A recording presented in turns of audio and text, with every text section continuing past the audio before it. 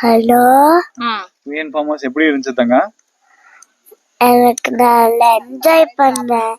நல்லா இருந்துச்சு. என்னென்ன பாத்தீங்க இங்க? அனிமல்ஸ், டிராம்பலின்ஸ், ஹார்சஸ் எல்லாம் பார்த்தேன். வேற என்ன? டாக்ஸஸ், அப்புறம் ராபிட்ஸ், பேர்ட்ஸ். சாப்பாடுலாம் எப்படி இருந்துச்சு தங்க? நல்லா இருந்துச்சு. நல்லா என்ஜாய் பண்ணீங்களா?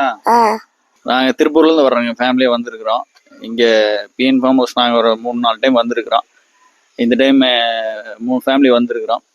கிட்ஸு எல்லாமே வந்திருக்கிறோம். இங்கே பார்த்தீங்கன்னா புதுசாக இப்போ எக்ஸாட்டிக் பெட்ஸு எல்லாமே இருக்குது.